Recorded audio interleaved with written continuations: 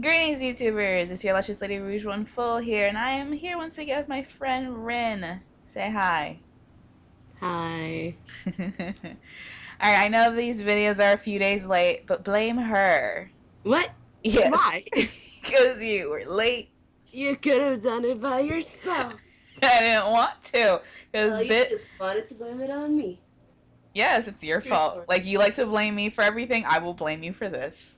The rule is that I can't be blamed, but you. You are totally at fault here, okay? No. You are not absolved. Get out of here.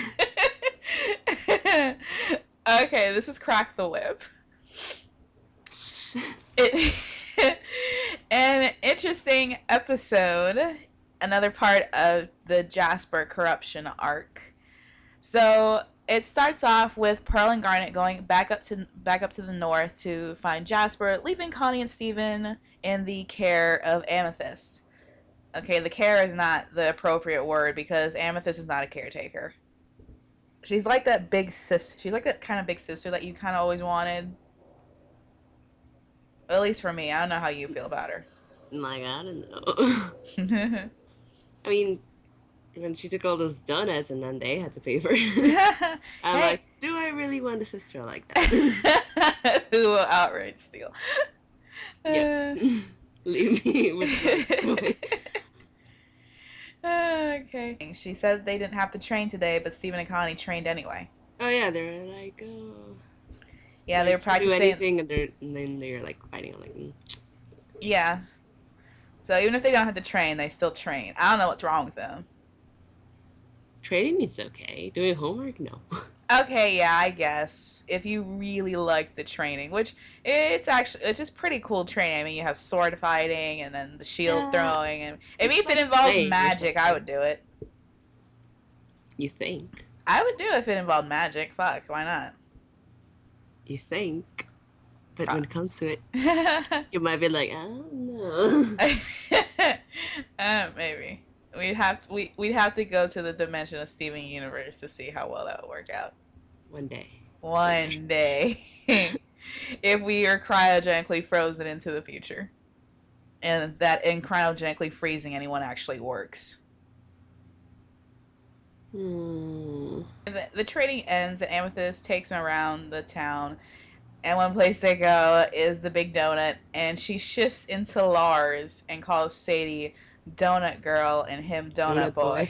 Yeah. So it proved that she does not know their names in the slightest. God knows how many times that she's probably been there too. So, what? I don't think she I mean, I don't know, go on. You're not sure how many times she's been there? I'm like, I don't think she might have, because Sadie was like, what? She wasn't like, oh, okay. She wasn't fooled because Lars was purple. You're not going to fall for that. I mean, the rubies are dumb enough to fall for it, but I mean, if you're clearly seeing this person every single day, then you're going to notice that they suddenly turned all purple. It's like tan. Yeah, it's a tan. Somehow the tan was purple. From the sun. From the sun, which is orange, and Jasper is orange. Okay, that's a different episode. Okay, yeah, we're getting off topic. That's Back to the Moon. We'll get to that eventually. Anyway, Amethyst takes donuts and a lot of donuts that Steven and Connie have to pay for, and then they chow down, and then they go to the beach, and then Jasper pops up. No, the monster pops up first. I'm like, the one that saw this episode. The monster pops up first that they were chasing back in what I guess is like northern Canada or like somewhere in Russia. I don't know. And the monster pops up. Amethyst poofs it relatively easily, but then Jasper pops up on the second monster. And oh boy, does Amethyst suffer an existential crisis. How? Well, because Jasper's kind of mocking her that she's short, and so therefore she's defective.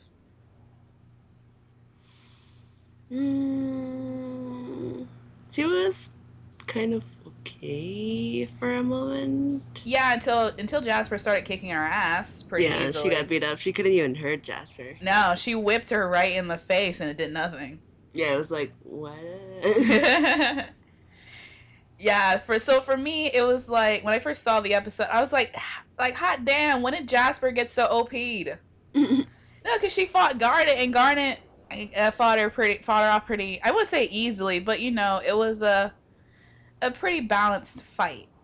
I mean, clearly Garnet still got the upper hand and everything in the end, but Yeah. I guess because she was a fusion, so that might be it. Mm. I don't know. So Jasper starts mocking Amethyst that she is a runt, as she calls her, and saying how she's not nearly as strong as her. And then she does that whole spin dash thing that they took from Sonic, and she runs over Amethyst like 4 or 5 times to the point where it's pretty uncomfortable to watch. I was okay with it. I got a little uncomfortable with it because it's rule of 3, not rule of 5 and 6. After that, it just gets uncomfortable looking at it. Now, yeah, she kicks Amethyst into the air and once again mocks her, saying that she'll never be like her. And then she uses her hammer, her helmet hammer thing, to poof her.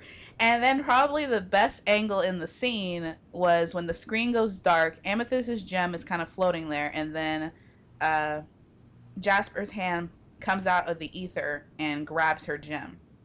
I swear I've seen that. I swear I've seen that shot somewhere, but I can't remember where. I don't know. I don't know either. I've actually seen on Tumblr that that the storyboard is apparently takes a lot of things from Dragon Ball Z for this show in this episode. Really? I didn't notice it either until someone pointed it out on Tumblr.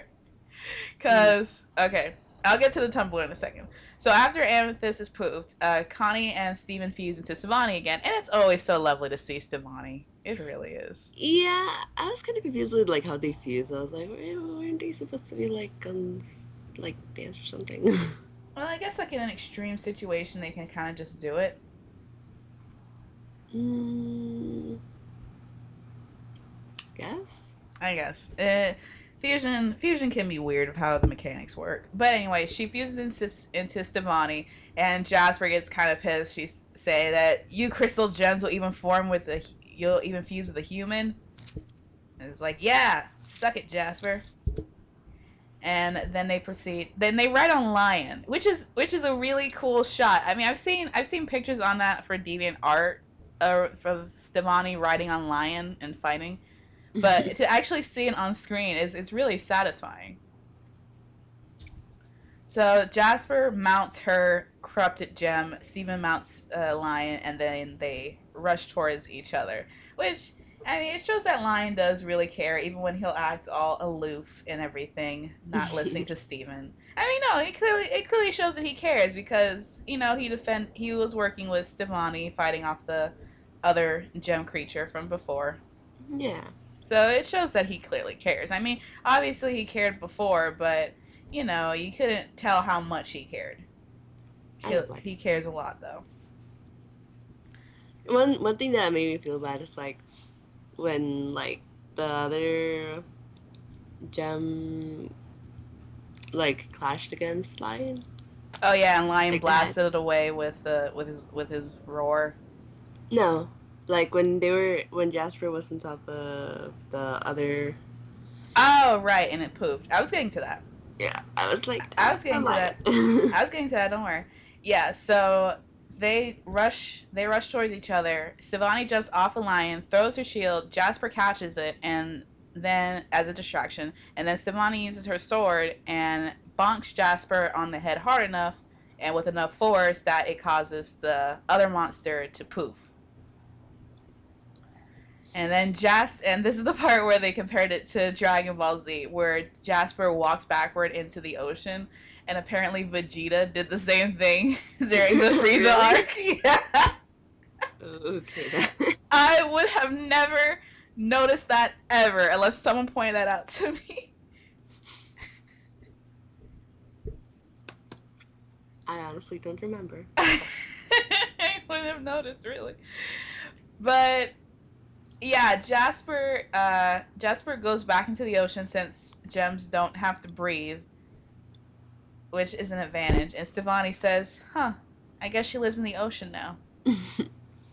Which is that's a really when I think about how she got there, it has to be kind of a long trek, unless she's using the warp pads. We're bad in the ocean? No. Her getting around because, like I said, because they went pretty far up north, away from any like cities Oh yeah, during where the it was gem hunt snowing and episode. stuff. Yeah, so like I said, either they were like in really far up northern Canada or like somewhere in Russia or like far like up north Russia or something. So I felt like it was either or with one of those, and and then she kind of pops back up. What I presume to be like the next day or two apart, and then she's just there, and then she goes back into the ocean. So either she's using the warp pads and the gems aren't aware of it, or she's literally walking everywhere, which just seems like it would take a long time. We're pets. Yeah, the warp pad seems more plausible since walking from anywhere would take several days. Especially if you're walking that type of distance, it seems like it would take several weeks, if not months. And clearly, it has not been months since the last Jasper episode. Mm. After Jasper pulls a Dragon Ball Z apparently and goes back into the ocean, saying that Jaspers don't give up. Jaspers keep going until they get what they want. Which, when I first saw it, I was thinking that she meant Lapis. Why? Because in Alone at Sea, she was really desperate to get back together with Lapis to fuse Malachite again. So either she's obsessed with Lapis or she's just obsessed with fusion at this point. Uh, That's how it is to me. okay. You say so. After that, Amethyst refuses quickly and she gets another top. It's white this time. Yay. And so, of course, Stevani infuses, and Steven and Connie are happy to see her again. They hug, and then the two run off. And Amethyst is kind of sad and melancholy, saying, "Oh, you guys didn't need me at all," which is just a sad, sad remark. Yeah. Like, oh, Amethyst, no, you're important. They love you. It was just a sad note to end on, really. Yeah, because like Steven and Connie are like also happy about like, yay, we did this, and then Yeah, and then Amethyst feels Amethyst like like, crap at the end because she didn't feel like she did anything. I mean, she took out one monster. Yeah, and she doesn't take that into account. But the fact that she got her butt kicked by Jasper, who is also a quartz, because an amethyst is another type of quartz. So I guess that really hit hard for her because she feels like No, because she said early in the episode that Rose told her that she was perfect. That Rose told her that she was perfect no matter what, and then Jasper throws it back in her face, saying that she had low standards. Mm. And of course, that pissed her off. Yeah. So yeah, it's just a sad note to end on for the episode. Steven and Connie are happy, and then Amethyst just feels like crap at the end.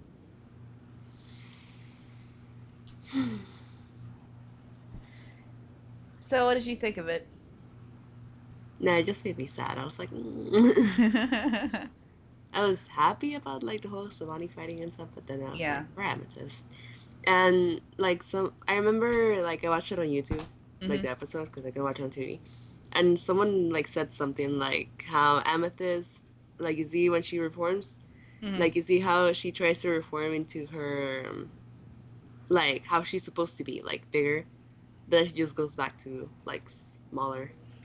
Actually, that form was from Reformed, the episode where she first got poofed. At least when we first saw her be poofed, and she kept reforming over and over and over again really quickly, Oh yeah. and she kept doing different forms for that, and it kept messing her up. So that form is just the bigger form that she had that got messed up at the end. So I don't think it's that.